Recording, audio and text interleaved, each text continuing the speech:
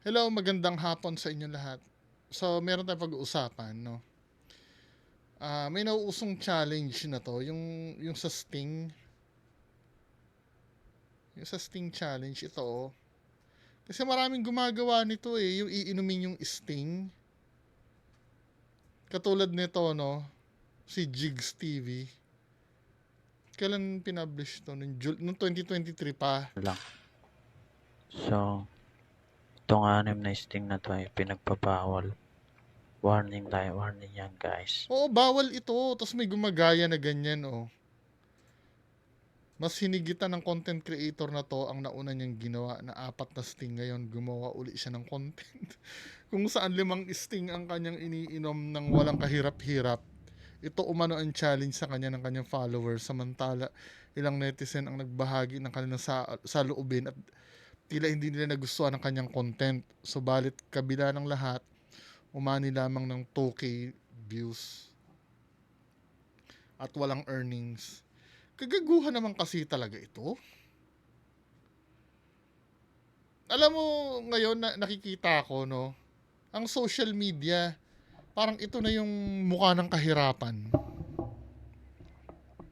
Kasi akala nila, no, ewan ko ba? Kasi ang ano dyan, yung pag-viral kasi, di ba? Tandaan nyo, hindi sustainable ang ganitong content. Hindi sustainable ito eh.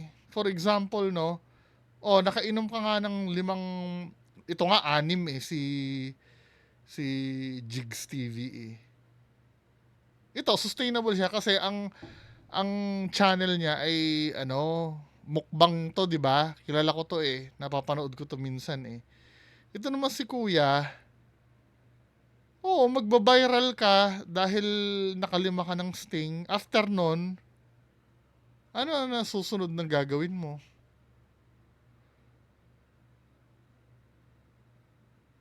Ewan ko. Kung ano bang... Hindi ko rin maisip anong gagawin niya sa susunod. Anyway, trip niya yan eh. No, dito tayo dun sa main topic, no. Finorward lang kasi sa akin yan kung ano daw masasabi ko. Dito tayo, ito, yung kay Gabriel Go.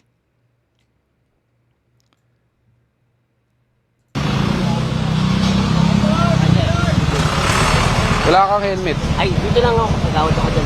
Kahit na po kagawad po, wala ka ng helmet. Nasaan yung side mirror? Yung hiram ko lang kasi sir, importante yung ano. So paano mo makikita ang kaliwat kanan mo sa likod kung wala ka side mirror? Pakitabi po. Ito yung hirap, no? Ayan yung hirap eh. Ito wala rin, ay e-bike pala ito. 'Di ba? Alam mo dito sa Pilipinas, culture na dito sa atin na pag may position ka, pwede mong gawin ang hindi kayang gawin ng ordinaryong mamamayan. No? Para bang may immunity ka eh. Yan ang naging ewan ko ba sa atin, ba't may mentality na ganyan na pag may position, ito kagawad pa lang to ha. Pag may position na parang pwede mo nang gawin ang lahat. Ano ba, sakit ba sa ulo yan? Or sakit ba sa pag-iisip yan na ganyan na lang? Na supposed to be, napaka-cliche man pakinggan. Supposed to be, itong mga nasa posisyon na to, ito yung magsiset ng example eh. Dapat ang maging kultura ng mga officials natin na nakakahiya naman kung hindi ko susundin yung batas na pinapatupad namin. 'Di ba? Pero nangyayari hindi, dahil ako nagpapatupad ng batas, pwedeng palampasin.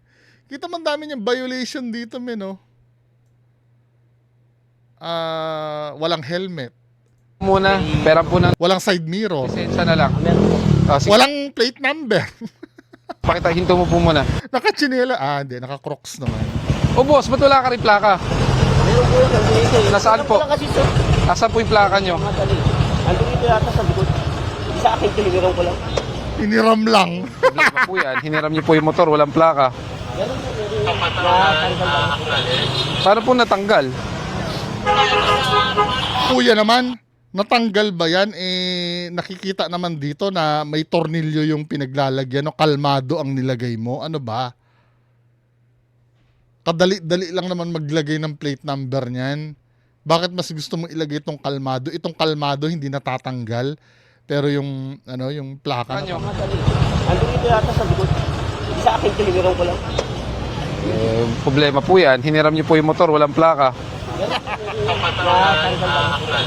Paano po natanggal?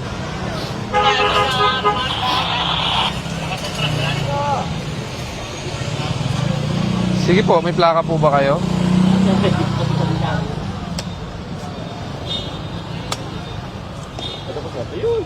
Oh, may plaka ka naman pala. Tumatawa-tawa Hindi, pa. halika. Pakita natin. Halika.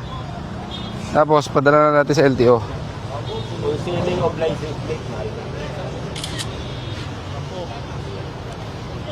Oh, hindi po nakakabit ang plaka mo, ha? Hiniram pa. So, pag mga ganyan, yung mga katwiran na dyan lang ako, hindi ako lalayo. Kahit na, nasa daan ka eh. Hindi naman sa pagiging KJ, kaya lang, alam mo na yun. So, meron pa ditong video eh, kagawa din yata eh. Sabi yan, nag-viral din yun eh. Sana ba yun? Si Kagawad din. Tapos yung mga ano, e-trike pa, no? Sana ba yun? Nag-viral din yun eh. Pera po ng lisensya. Lisensya po kailangan. Wala kang dalang lisensya. Nasaan po?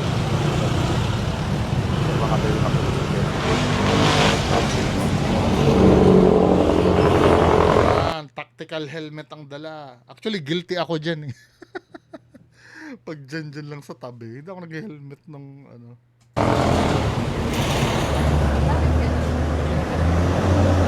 Bakit hindi emboss? Sa kabila, sir. Sa number po. Hindi Pati sa- emboss lahat eh. Pati sa lisensya, pinagdududahan pa eh. Pakita yung ano, yung LTMS portal. Diba? Next video tayo, yung gusto ko yung Kagawad din eh. Saan na ba yun?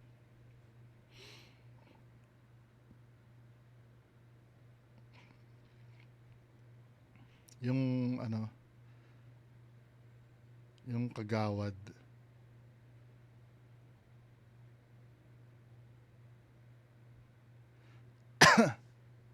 Ta.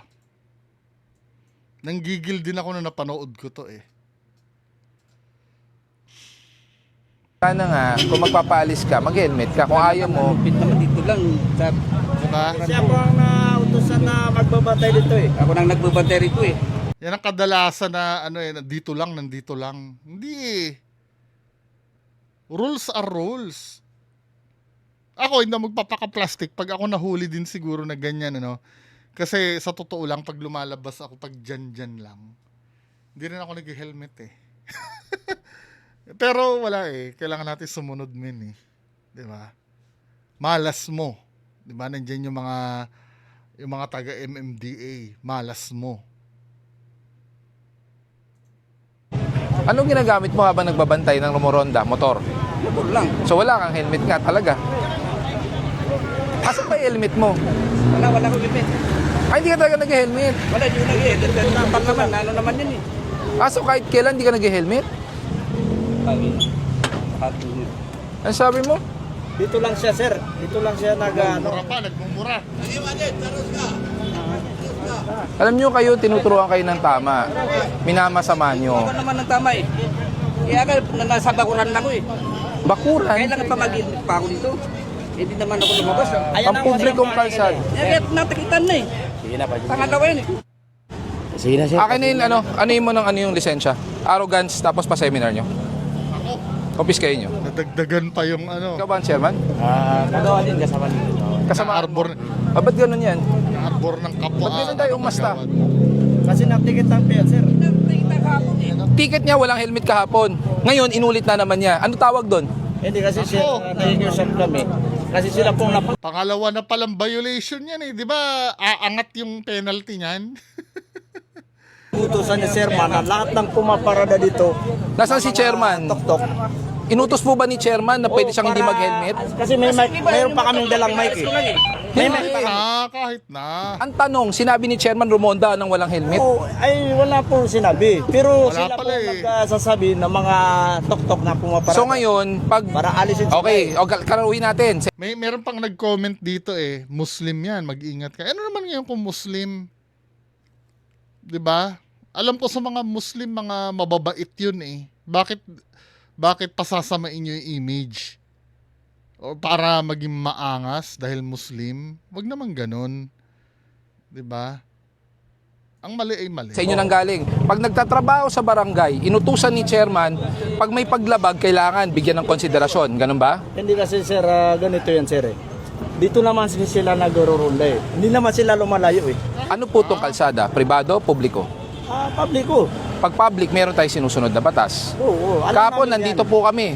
Kasi ang pagkakaalam ko sa mga helmet, pagka lumalabas ka na highway, dito kasi, karamihan sa mga tok-tok natin ay mga pasaway. So, ang ginagawa ng mga kagawad namin ay sila po nagsasabi na Ano po kayo sa bawal barangay? po. Ano po kayo sa barangay? Bayaw ko yan eh. Barangay ka rin po? Hindi po. Bayaw. Oo, so, Hindi pala barangay. Baka siguro sana, pwede nating pagsabihan oh, na kahit pag nasa publikong kalsada, sumunod tayo. Kasi unang-una, sumusunod mga kami eh. hindi, ang unang-una, syempre naka-uniforme ng barangay. Alam Kaya natin. sinusot niya yung damit niya para mapansin siya na hindi siya sibilyan. Yun nga ang masama doon. 'Di ba? Pag barangay, meron naman kasing helmet na yung half face. Pwede naman yun eh. Hindi naman kailangan yung ako medyo aligaga ako pagka full face ang gamit ko eh. Okay na ako doon sa half face. Pwede naman yun eh kung sabi mo may radyo, may 'di ba? Palusot na lang 'yan. Para makita siya na siya po kasama sa inyong nanunungkulan dito sa Kasi siya pong nagsabi na bawal po sumarada dyan. Kasi karamihan dito mga pasaway. Ibig sabihin nga, pag... Nag-assist ako kanina eh. Kaya nga, ibig Napasaway kasi sabihin... dito eh. Kaya nga, ibig sabihin... Kaya nakikiusap kami ng maayos sa mga sidecar o mga motorista. Malayo na yung argumento mo kuya. Ang argumento kasi ba't hindi nagsuot ng helmet 'yan? Na bawal po kayo pumarada dyan. Kasi may dala pa kaming mic eh. Iba po ang usapan ng tumutulong kayo sa may nilalabag. Ang nilabag yung helmet. Correct. Kasi ang inutos ni Sherman dito lang sa barangay namin. Kasi bawat dito, Oo nga, pero kailangan nga naka-helmet. ibang barangay doon. Ang tinututukan namin, anong nasasakupan namin dito eh. So, ang gusto niya mangyari, wag nang tikitan. Yan ba gusto niya mangyari? Hindi kasi na. Hindi. Ayun nga, ang pakiusap niya, wag siyang tikitan. Nasa sayo niyo yan eh. Kasi sinabi mo na Kasi may ticket na eh, kahapon, tapos ngayon, hindi ba alam mo iba yung ticket niya? kami sumusunod kami sa inyo eh. Kayong nagsabi na ibawal ang mga parada. Oh, exactly, bawal talaga pumarada. Sumunod kami sa inyo. Magkaiba po yun. Hindi natin problema yun, yung parada. Hindi yun ang problema natin, yung parada. Kami sumusunod kami sa inyo eh. Opo. Oh, hindi. Sumusunod pala kayo. Bakit ayun yung magpahuli? Huwag ka magasus. Kunin niyo yung... Kami na sumusunod sa inyo eh.